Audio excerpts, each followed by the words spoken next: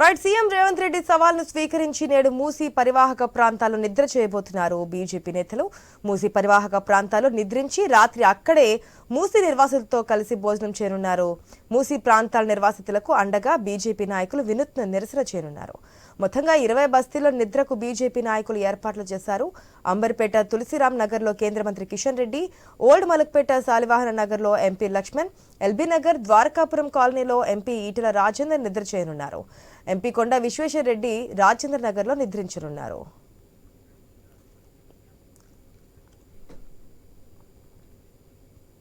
మనం చూస్తున్న మూసీ పరివాహక ప్రాంతాల్లో ఒకరోజు నిద్రించడం, ఎందుకంటే మూసీ ప్రక్షాళన, మూసీ సుందరీకరణ అనే వర్డ్స్ మనం ఏదైతే కొత్త ప్రభుత్వం ఏర్పడిన తర్వాత వస్తున్నటువంటి మాటలు, మూసీ పరిరక్షణకి మేము ముందుకు వస్తున్నా కానీ వాళ్ళకి ఉన్నట్టుండి ఈ విధంగా చేయడం కాదని చెప్పి అనేక సందర్భాల్లో కేంద్ర మంత్రి కిషన్ రెడ్డి కూడా చెప్పున్నారు.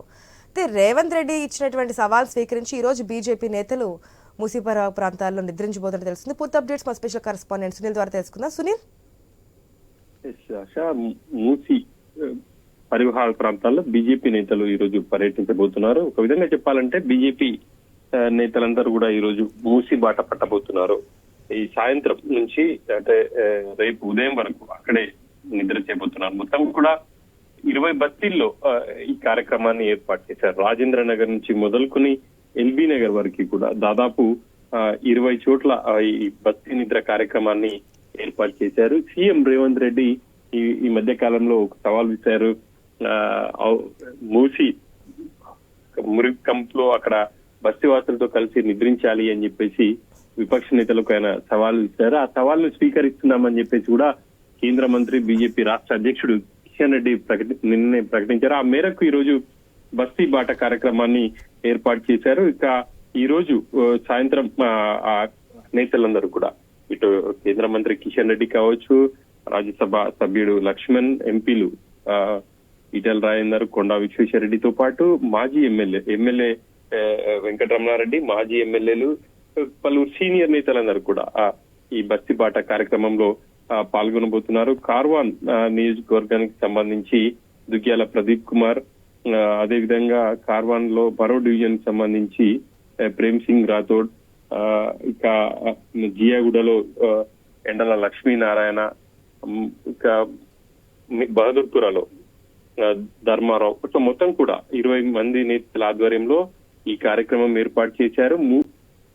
పూర్తిగా మూసీ పరివాహక ప్రాంతాల్లో ఉన్నటువంటి బస్తీల్లో నేతలందరూ బీజేపీ తెలంగాణలో బీజేపీకి సంబంధించి కేంద్ర మంత్రులు ఇంకా ఉన్నారు. సహాయ మంత్రులు బండి సంజయ్ పేరు వినిపించట్లేదు. అట్లా కొంతమంది ఇంకా మెయిన్ ఎంపీస్ ఈ నిద్రలో పార్టిసిపేట్ చేస్తున్నట్టుగా ఇన్ఫర్మేషన్ అయితే రావట్లేదు. మరి వారి గురించి ఏమంటారు? అరవింద్ గురించి కావచ్చు, మిగిలిన మెంబర్స్. ప్రధానంగా ఇటు రాజేంద్ర నగర్ వచ్చేసి చేవెళ్ళ పార్లమెంట్ పరిధిలో ఉంటుంది. అదేవిధంగా ఈటెల రాజేందర్ ఆ మల్కాజ్గిరికి సంబంధించి ఆయన నియోజకవర్గానికి సంబంధించి ఉంటుంది. ఇక సికింద్రాబాద్ లో పలు ప్రాంతాల్లో మూసి ఉంటుంది. కాబట్టి ప్రధానంగా హైదరాబాద్ పరిసర ప్రాంతాలకు సంబంధించిన నేతలే అందులో ఉన్నారు.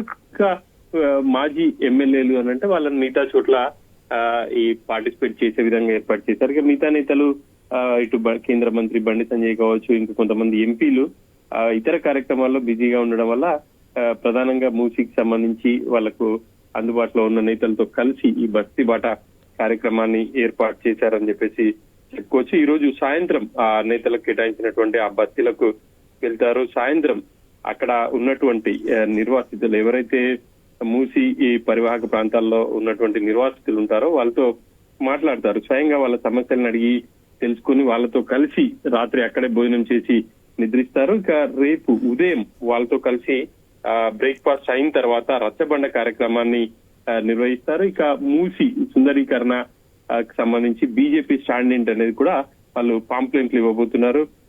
ఇల్లు మూసి ప్రక్షాళన చేపట్టండి కానీ పేదల ఇల్లు కూల్చకండి అని చెప్పేసి బీజేపీ నినాదంగా కనిపిస్తా ఉంది. ఆ నినాదంతోనే ఇటు ప్రజల్లోకి వెళ్తుంది అని చెప్పేసి చెప్పుకోవాలి. ఇప్పటికే మూసీ పరివాహక ప్రాంతాల్లో ప్రధానంగా హైదరాబాద్ లో బీజేపీ నేతలు విస్తృతంగా పర్యటించాలో దాంట్లో ఇటు కేంద్ర మంత్రి బండి సంజయ్ కావచ్చు, అదేవిధంగా ధర్మపురి అరవింద్, మిగతా నేతలందరూ కూడా పాల్గొన్నారు. కానీ ఈ రోజు విడతల వారిగా వాళ్ళు ఈ కార్యక్రమాన్ని చేపట్టాలని చెప్పేసి అని అనుకుంటున్నారు. కాబట్టి మొదటి విడతలో సీఎం సవాల్ని బీజేపీ నాయకులు స్వీకరించారు, దాన్ని ఆచరణలో కూడా పెడుతున్నారు. మరి కాంగ్రెస్ నాయకుల నుంచి రియాక్షన్ ఏ విధంగా ఉంది సునీల్?